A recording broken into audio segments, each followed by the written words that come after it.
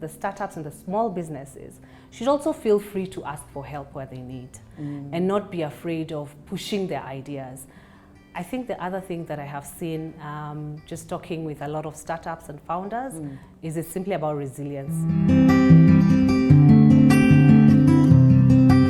Hey everybody, my name is Angie Murenga. You're watching Just Angie. It's Mwangi Monday. It's the 8th day of the month of February, and I'm telling you, I've really enjoyed the conversations that we've been having, Njeri. So we're talking about SMEs. First, you came alive. You know, you said SMEs, everything changed. I was like, wow, okay. So I was asking you about who you are. Yes. But you were talking about SMEs and the training and the design thinking. So yes. Just continue, and I'm sure it's going to encourage somebody else out there as well. Yes. So for me, I think I just have a lot of admiration for people who come up with ideas and actually have the courage to execute them. And I feel also that I've gained a lot of knowledge and experience and skills in the 18 plus years. Yeah. I'm very young, but in the 18 plus years that I've been doing my marketing and just been in the business field. So sometimes even when I talk to people in business, startups, as we're trying to use technology to solve some of the world's biggest problems, I find it really interesting that a lot of them are very strong when it comes on the founder knowledge, meaning whatever solution they're coming up with, they know it very well, but they don't necessarily have the skills to market or to do this design thinking workshops with their teams, or even legal skills they don't have, finance skills they don't have. So it's interesting that there's actually a lot of innovation spaces, I'm glad to say, that I've seen in East Africa, in Nairobi, and also in Dar es Salaam and Kampala, that bring all these skills together. So for me, what I like doing is seeing how I can help, how I can coach, and I just usually share my knowledge. And I also learn quite a bit actually from them. I learn quite a bit of things around business from them. From the SMEs? From the SMEs and from the small businesses as we're talking, and they're telling me about the solutions and what they're trying to do. And so I really enjoy that. Wow. So maybe you could share some of your experiences on this SME journey then. Okay, let me see. What have I enjoyed doing? Actually, even with so I do enjoy talking with startups and small businesses at various stages. So the ones who just have new ideas, or the ones who are early stage, what you call early stage, they're just starting up, trying to get their markets ready, their customers ready, the product ready. But I also enjoy working with university students.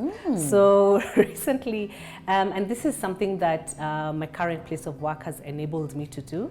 And we used to run innovation programs for universities, and we did one with Makerere in Uganda, we did one in Dar es Salaam, and I've done a few here as well with Strathmore University, Riara University. But one of the things that has completely fascinated me is that there's such good and amazing ideas from the students that come out from the students. And I feel that unfortunately, especially in Africa or many African countries, the economic pressure doesn't allow the student teams to develop those ideas as much as they could. So, and then we still remain in this problem of that economic disempowerment. So it's kind of like a self-fulfilling prophecy, unfortunately. So I think part of my passion is around talking with small businesses is I honestly believe that we can actually solve a lot of the problems we have in Africa, as opposed to waiting for people to come and solve them for us. We have the ideas within us, we have the creativity, we have everything we need. And maybe what we need to do is share these ideas so that other people who have other resources like money can come in and help us. So I was wondering, is money the solution? Is it raising the finance? Is it incubating the businesses? Because I don't know, as you're speaking, I was thinking of two things. So do we raise the finance to then execute the innovation? And then if we execute the innovation, can the people in the community also afford the innovation? So first of all, I don't even think we can solve this just at one sitting. Okay. But my view is it takes a village. The same way it takes a village to raise a child, the same way it takes a village to grow a business. So we must, first of all, we must support our own businesses. I feel that really strongly, as much as possible. And secondly, there's always someone who has a problem that needs to be solved. True. So my problem might not be the same as yours. And so if someone comes up with a solution, it might work for me, but not work for you. Yeah, but what that means is that there's space for another business or another startup to come and solve your problem. Yeah, so we can solve a myriad of problems exactly within the whole cycle and the whole yeah. system. Yeah. Or if I start doing mine, it will create a gap or a problem, then you can step into that one, and then it can be just this whole cycle. Yes, yes. Wow. So, I mean, we have many challenges. That one, we cannot minimize the challenges that we have on the continent. But I feel there's a role that everyone can play. So there's a role that governments can play. There's a role that parastatals can play, that innovation hubs can play, that corporates, such as where I work, can play. I think it's all of us to just come in and try and plug in where we can. And encourage. I think we need to encourage a lot of these startups. And on that other side, the startups and the small businesses should also feel free to ask for help where they need and not be afraid of pushing their ideas. I think the other thing that I have seen, just talking with a lot of startups and founders, is it's simply about resilience. They've just kept at it. At the end of it all, they've just kept at it. To bounce back and move on, because they say that we have a lot of SMEs that start, but many of them fail. Yes. Yeah? Yes. So many start, but many don't succeed. Yeah. And what you're saying is the resilience and the bounce back ability that is keeping them going. Yes, in my view. And also, and it's the thing is, this is true about everything in our lives. That's right? True. It's about exercise and diet. If you don't keep at it, of course you will fail. But the other thing I also believe is, I think we take failure as such a negative word. That is so But true. again, back to this whole design sprints and just thinking about design thinking methodology, there's something that they always say, that there's no such thing as a bad idea. I love that. There's no such thing as a bad idea. Just allow all of them to come out. And I think in the same breath, there's no such thing as failure. It's just a learning. So I think if I could encourage anyone, including myself, to just be open to learning. And anytime you come across a roadblock or something that's a bit of a challenge, let's see how we can solve it. And because I think what happens with humanity is we become stuck. yes. So when we fail, we get stuck. You really must keep going. You've got to find a way to keep going. You've got to take the lessons. I like to have a brief with myself. What did I learn from this situation? So from this so-called failure, what did I learn? What lessons have I drawn from this that I can apply moving forward? And then encourage yourself with people. I don't know whether it's the community or the continent that we come from, where people encouragement is very important, you know? Just being able to have somebody else maybe as a sounding board, to be able to discuss, to look at a problem or an issue from 3 or 4 ways. Yeah. You know, it just helps. Even to partner. Yeah. That's why I always find, like, even in the community, in the villages, like, people will do something around a project. So that either the women will come together, the men will come together, the youth will come together. But there's something even in just that partnering together that spurs us on. Correct. That I'm not trying to do this by myself. Yeah. Like, we're a group of us, 5 or 6 of us, or a community or even larger, and we can do this because we are together.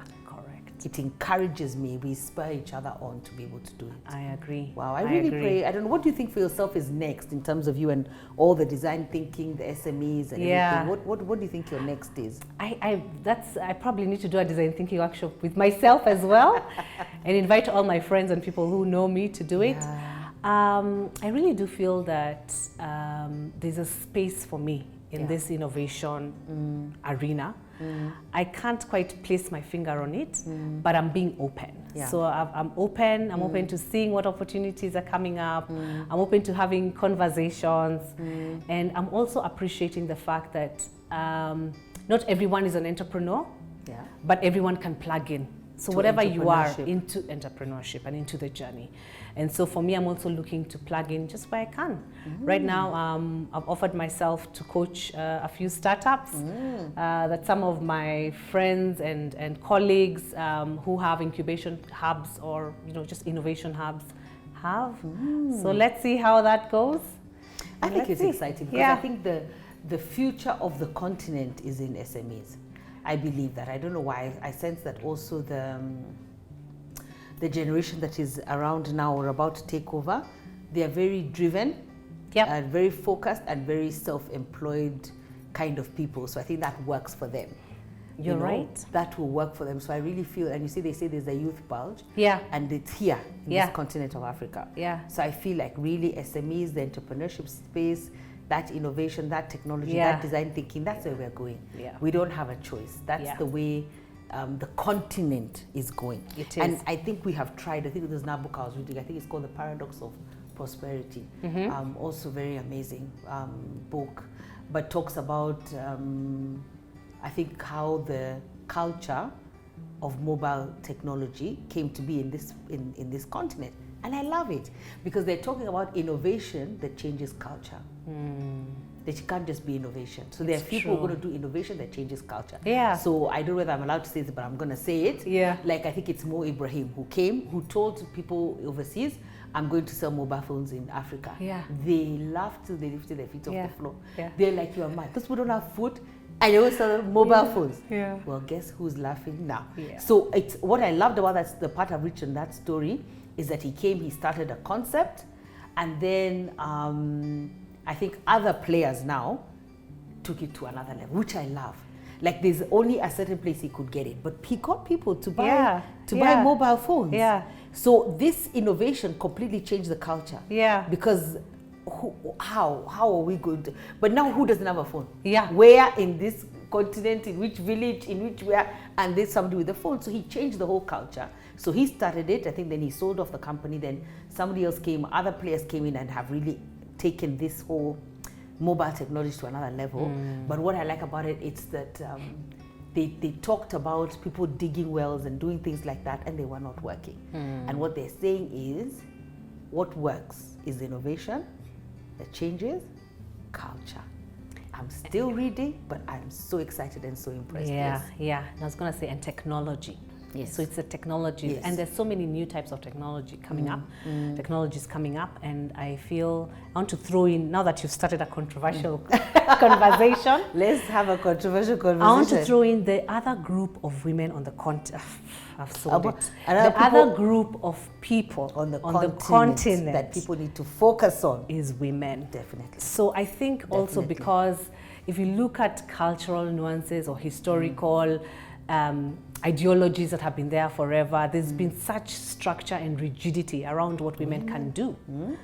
But now they're starting to realize there's all these new spaces. So I also strongly believe that just in the next even 5 years or even less, we're going to see a lot of great and amazing ideas and that are actually solving real problems coming from groups of women. And I'm also hoping that there'll be lots of men supporting the women. Because they can't leave the men behind. That's the thing. And it's never about, in my view, it's never about only women or only men.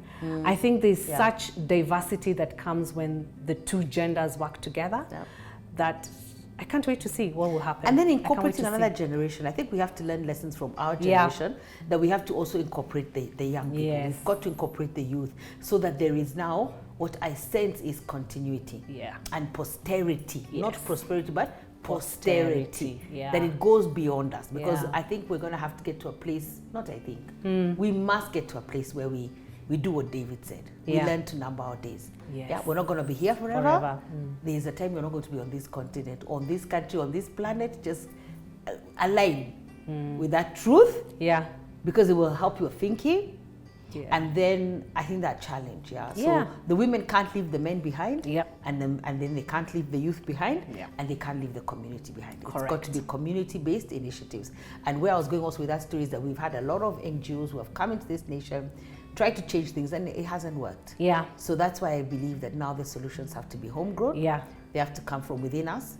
And we just need to do it. And we said that we could give them the ideas to execute, but I just feel like also African problems are African. They're just so unique to Africa. How do you can't, it's our issue. And we're the only ones who are going to know. We speak to it, we weigh into it, we have ideas around it, we have community around it. And we solve them. Because we're the only ones who can. I feel sometimes that part of the challenge of Africans solving African problems is a funding economic challenge. So the fact that we don't have access to lots of money to help us build whatever we need to build to solve whatever problem we're looking to solve, that's part of the challenge. Then we have to challenge African financiers to get up and to finance African issues. But who's saying, Pastor problems. Angie, you're not the African financier? Now, okay, now you're fine. So I'm the African financer. Okay. Or maybe me. It's true, because maybe I just need to start small, isn't it? Exactly. Yeah, but I think we should finance because there's a lot of money on the continent as well. There is, and I think the challenge that I want even to take on is if my house girl comes and tells me she wants to start a mandazi business, I should support her. You should. And then if your driver comes and tells you what to do, you should support him. And then if the kiosk guy where you walk to buy milk says he wants to expand his business, you should support him. You should. I think if we all pull together back to that village, it takes a village, And the then we community. will grow. I believe we will grow. We definitely will. Yeah. I have great hopes. I Yeah. have great hopes. I am up there with the high hopes and thinking that's going to happen. And then I was going to say, maybe it's not even kosher to say this, but I'll just say it. Then that way you don't have to have the African funded projects with, they put the Caucasian at the head. Yeah. Because he has to protect their money, or she has to protect their money. Those stories, they just really, I mean, imagine we're done with those stories. Yeah. I think we really are. Don't come. If you can't trust us with your money, fix the system. Fix the system of how the money is going to be done, but don't bring for us Caucasian people to be heading things that you're then are saying are African grown and African inspired. Yeah. There's a problem right there. Yeah. And I can't do it anymore. Yeah. Yeah. But I also want to just encourage us as well. Okay. I don't know if I told you about when I was reading Atomic Habits by James Clear, and he gave an example of how habits change. He was just trying to say, you don't wake up one morning and everything has changed. You do it pole, slowly by slowly. So he was saying, an ice cube doesn't become water like this. It melts slowly. It actually doesn't melt at 4 degrees. It starts melting from before, when the room gets warmer and warmer, but you don't see that the cube is melting. You only notice at 4 degrees, the ice cube has become water. So I still feel there has been a space for all those initiatives that have been happening in Africa, all the funding that's been coming. Maybe we can't see the results because of the approach, and also because I feel we didn't plug in as much as we could have as Africans, but there's been something. So it's now up to us to now melt the ice cube to 4 degrees. That's true. Like the challenge now is honestly squarely on our laps. Yeah. We need to be the ones to arise and now start melting the ice cube and making the difference. That's true. And now we're not going to end because now I have something else to say. But I'm saying, like even governance. I mean, the other day I was listening. I love listening to the stories about Africa and even about this country because they're amazing stories. Sometimes the media puts out the not so great stories, but I love these stories. So there were people talking about, I think, 2 or 3 counties where the governance in that county involved the NGOs. So the NGOs would have to come and report. What are you doing? So we just don't have NGOs here and we're happy that they're here with donor funding. No. They come and present facts and they solve problems together. But I thought that was so amazing that you don't just have people in your county, but these people are being held accountable. There's a way that you're working with them. You know what the issues are. Yeah, you know if one family came 4 times, it's us who will tell you this family, you're actually giving the same money to the same person. So I love that they work together, but I felt that they were held, I love that they were held accountable by the governance structure in the county. Correct. That for me is powerful. Powerful. That's amazing. So we're getting involved. Yes. Know what you're up to. Yes. Awesome. Okay, see you on the 20th of February. Yeah. Jerry will be leading the Unstuck Masterclass in terms of new thinking, ideas, innovation, and creativity, and we're going to have a great time. Yeah. It's been absolutely amazing. Always lovely to talk to you, Jerry. Nice talking to you. I love talking to you. You give me ideas, you don't give me peace, you let me think about 105 things. And that's good because I leave you challenged. Whenever I leave you, I leave you challenged, and that's amazing. Awesome. Thank you. So Thank God you. bless you. Thank you. All the best. Thank you. Yeah. Say hi to Maura and Modoni. I will. Yeah. We thank God for you. I will. Thank you. Okay. Always a pleasure. Thank you. God bless you. See you next Monday.